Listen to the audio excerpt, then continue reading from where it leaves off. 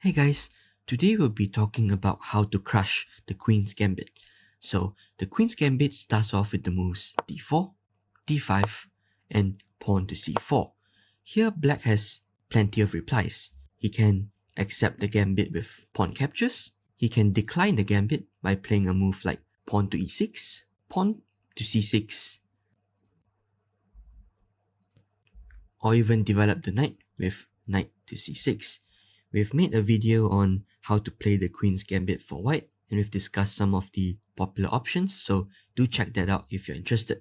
For today's video, I'm going to recommend this move, pawn to e5, in response to the Queen's Gambit.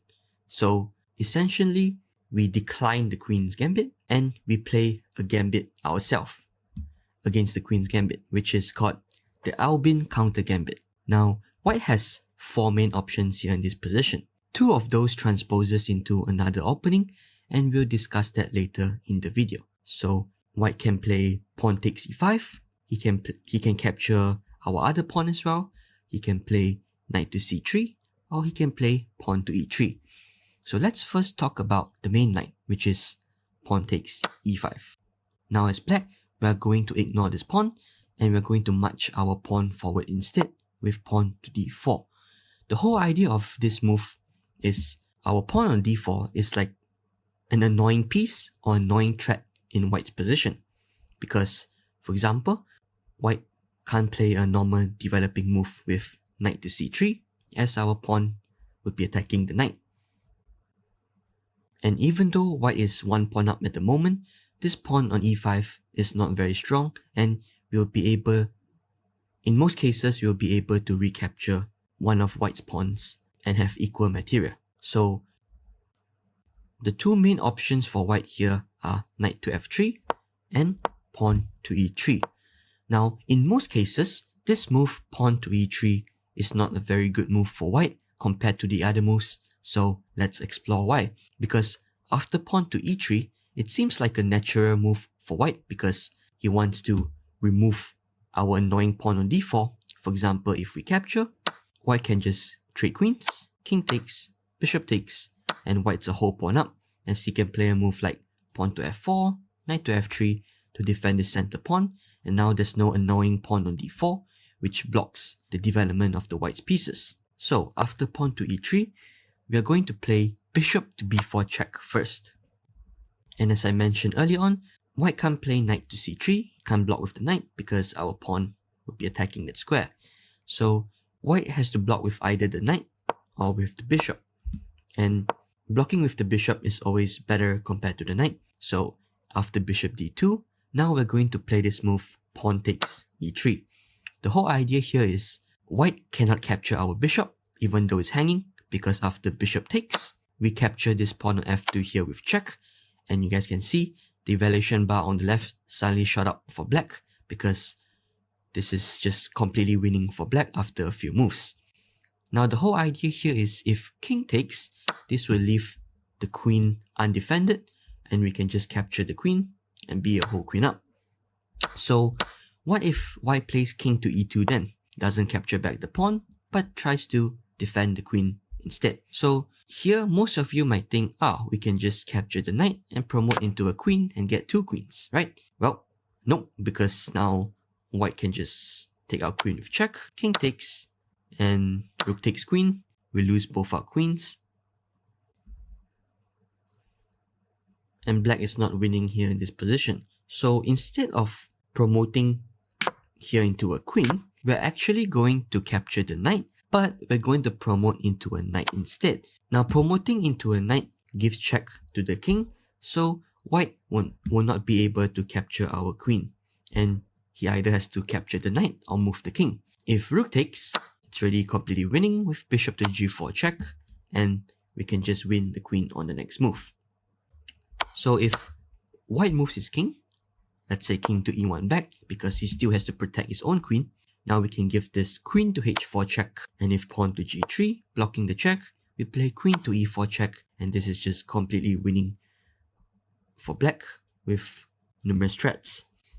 And if white tries to escape with the king, with like move like king to d2, we can just play a normal move developing move like knight to c6, developing a piece, and attacking the bishop, and we're already one piece up at the moment. So let's say he plays a move like bishop c3, we can already play bishop to g4, attacking the queen, and bringing in our rook on the next move. And it's just completely winning for black. So let's go back to this position, and white cannot capture our bishop on b4 even though it's a free piece.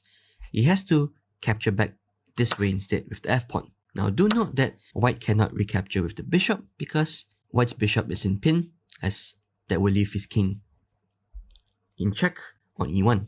So after captures, we're going to play the move queen to h4 check, which is kind of a similar idea we saw earlier, as we played queen h4 check, and after pawn g3, we play queen to e4. So now our queen attacks the rook, it attacks this pawn on e5, and it also attacks this pawn on e3. It's like a triple attack, because remember, the bishop is not really defending the pawn due to this pin. So white has to, the best move for white here is to play knight to f3 to block the threat on the rook as the queen defends this knight. Now we're going to play queen takes e3 check, utilizing this pin. So white can't capture our queen, he blocks with the bishop. We capture this bishop now with check, queen takes.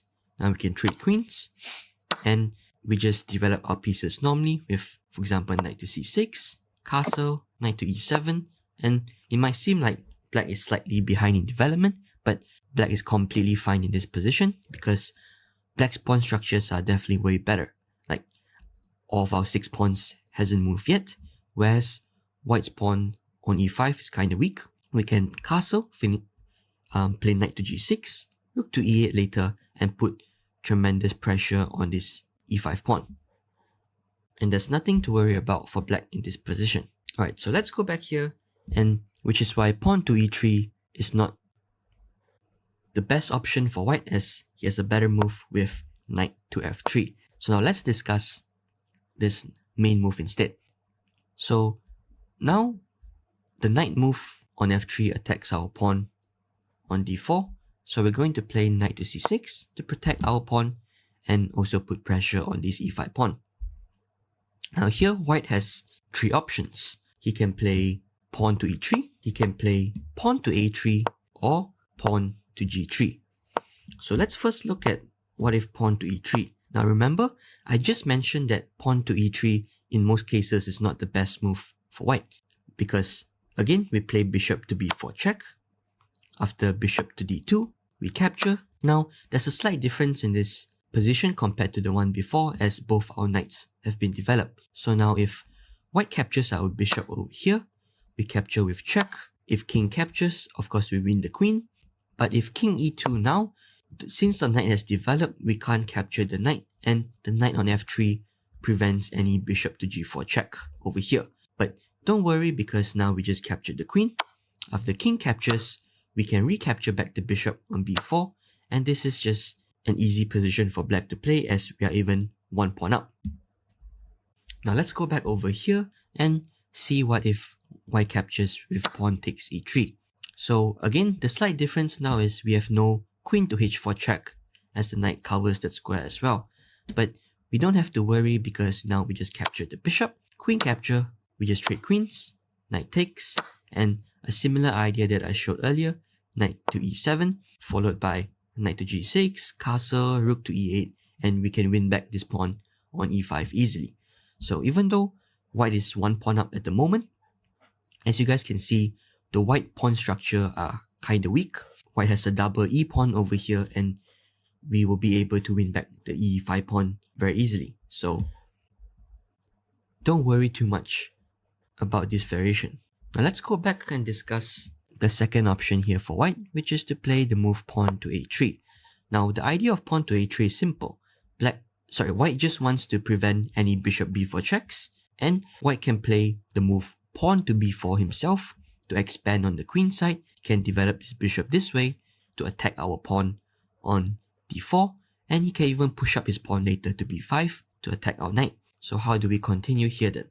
I'm going to recommend you this move, knight to e7, and the idea is just simple, which I showed in some of the previous lines. We just want to play knight to g6 and we want to recapture back this pawn on e5.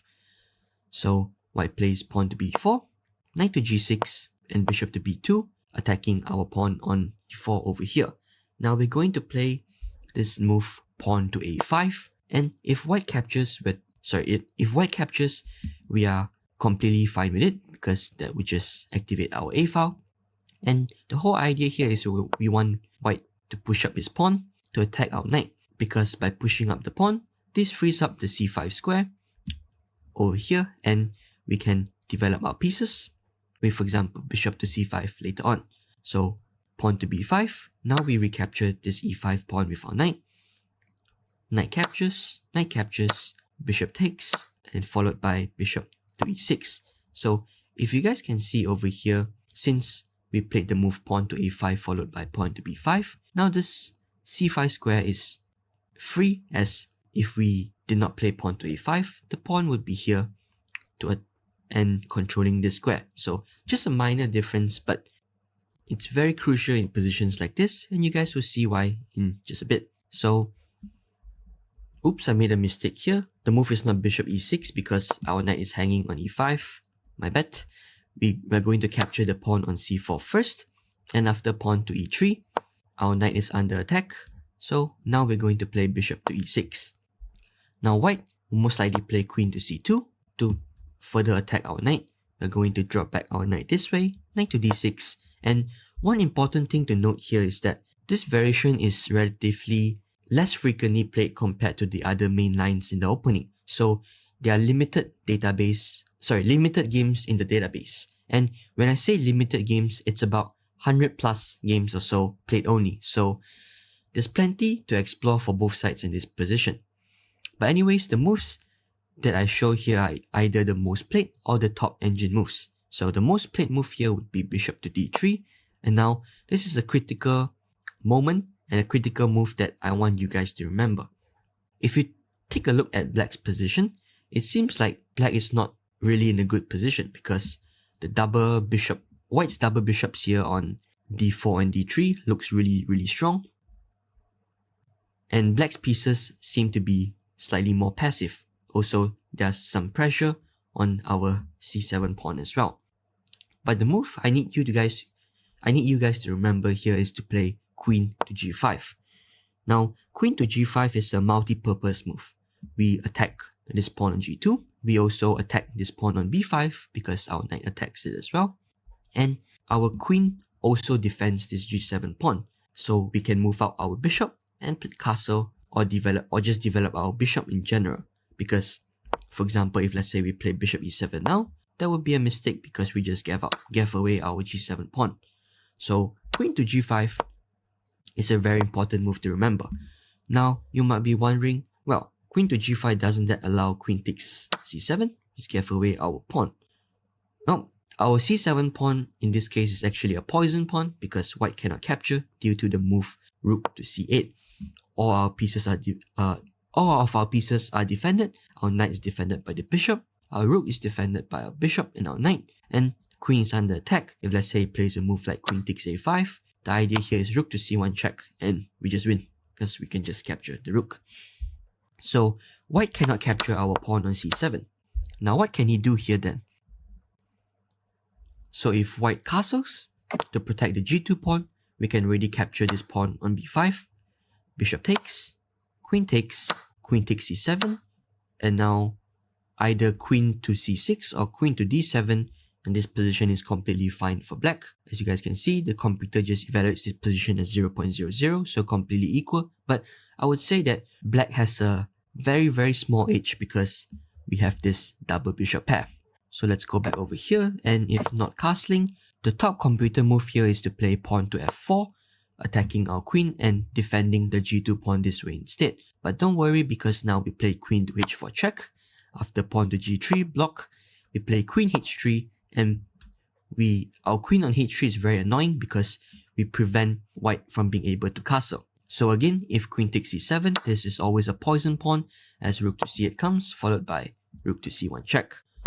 And if white plays a normal developing move like knight c3, maybe trying to castle the queen side this way instead, there's no problem as we just develop our bishop. and we can castle on the next move. Now, white can't capture our pawn on g7 right now because after takes, we can play rook g8, attacking the bishop. Bishop goes back. Now we can play rook takes g3, and white can't capture our rook because we captured his rook with check, and we win the other rook on e1. So again, queen to g5 is a very critical move to remember. And like I said, there's not many games played in the database, so there's plenty of moves left to explore for both white and black. Alright, so let's go back over here, and we've seen what if white plays pawn to e3 and pawn to a3, but we need to discuss the third option, which is pawn to g3. And actually, at higher level master games, pawn to g3 is actually the most common move played here. So now I'm going to recommend you this move, bishop to e6, and I'll explain the idea in a bit. Now, of course, we are attacking this pawn on c4, so white probably play a move like knight b to d2, developing the knight and defending this pawn. Now we're going to play queen to d7, and now you see, we can already castle queenside on the next move, and we set up our bishop and our queen this way because we are going to potentially launch an attack on the king side later on. So bishop to g2, queenside castling, kingside castling, and now we're going to play the move pawn to h5, very aggressive, trying to march up our pawn forward and free up this h file for attack. If white ignores our pawn and tries to push his queenside pawns as well, for example with a move like pawn to a3, preparing the queenside, the b pawn and the queenside pawn push, we can already play the move pawn to h4, just sacrificing our pawn. If pawn takes, we really like that as black because that just opens up the white king's position. And similarly with knight takes, we can really play moves like bishop h3, pawn to g5, and black's attack along the h file is actually very deadly.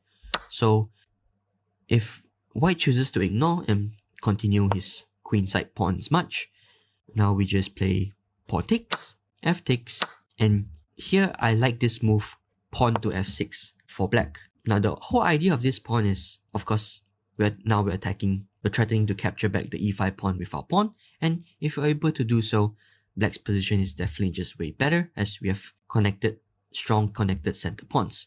And if white captures, even though we are now down a pawn, after we recapture, we're down a pawn, but this pawn to f6 move allows us to develop our knight, and we're going to bring in another attacker into the position with a move like knight to g4, and we can even go knight to e3 or put pressure on the h2 pawn.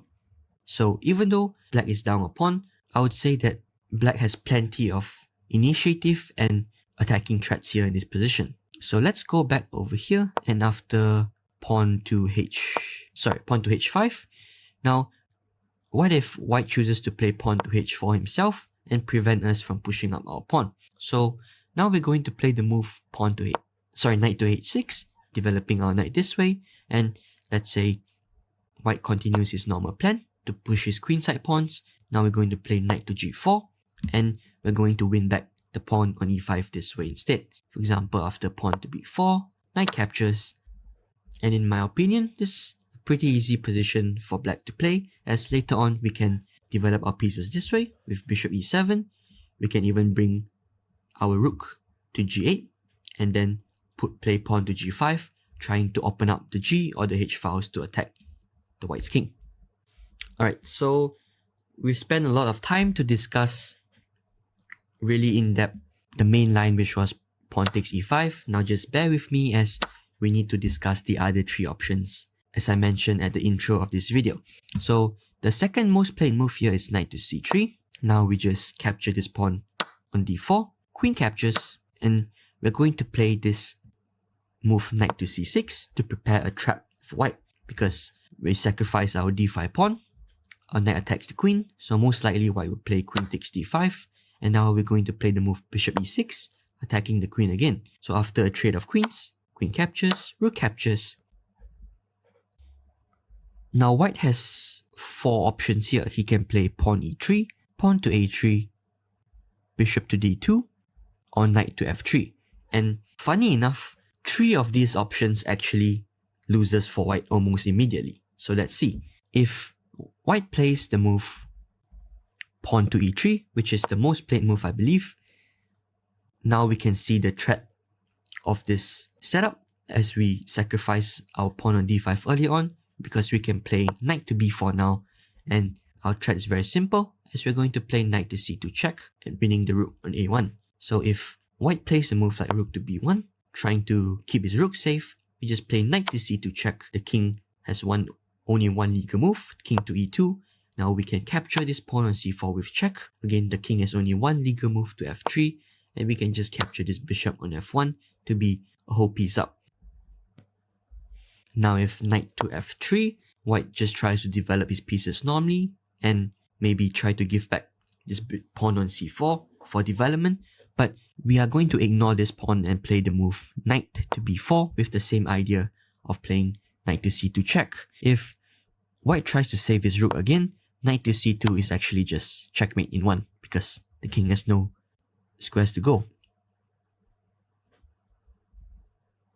So this variation of this trap is actually very deadly for white, and many players have fallen for this type of traps according to the database. So let's go back and let's see now what if white plays pawn to a3, trying to take away this b4 square from our knight. But now instead of playing knight to b4, we're going to jump in our knight on d4 instead. So with the same threats of knight c2 checkmate. Again, if you move the rook, knight c2 is just checkmate. And if you try to move the king, for example, now we have knight to b3, discover check, and we win the rook on a1.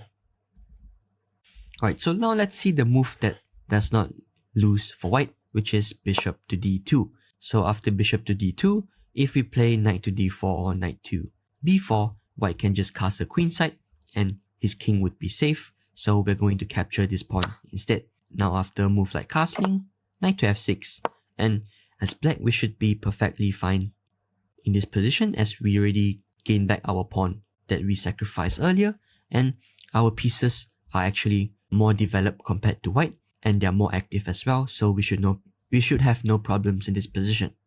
Alright, now there's 2 more lines left to discuss, and both the lines, as I mentioned earlier at the start of this video, are actually transpositions from other openings. So the third most played move here is pawn to e3, and after captures, this is actually transposes into a French defense exchange variation. Now what do I mean by that? So let's go back all the way from the starting position. So the French defense is e4, e6, d4, d5. Captures would be the French exchange, and then pawn to c4, and we just get back our position over here. So captures, and essentially it's just the same thing, just transpose, and there's no need to worry even if you're not familiar with the French or not a French player, because this position is actually very easy for black to play.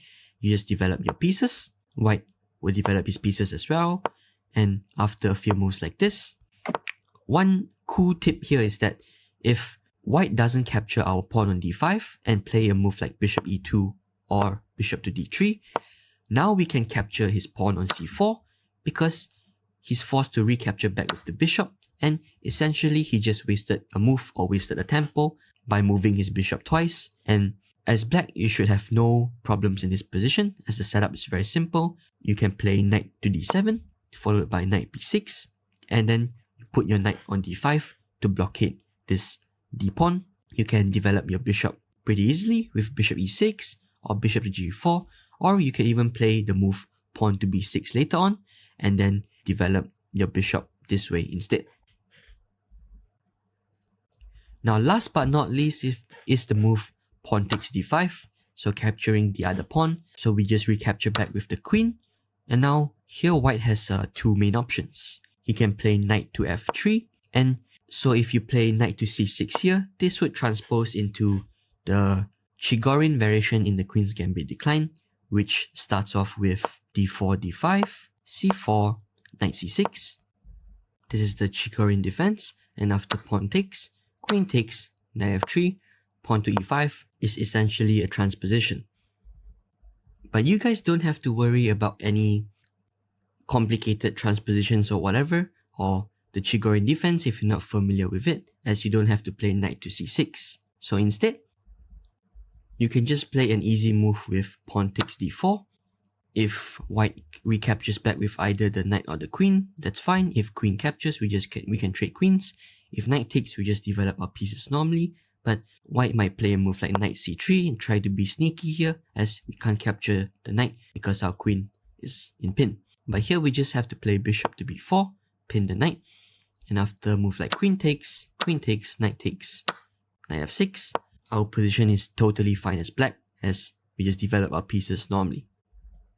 And lastly, over here, instead of knight to f3, white can also play knight to c3, attacking our queen. But again, don't worry because we just capture the pawn. Queen takes, pawn takes, knight to b5. Just be careful.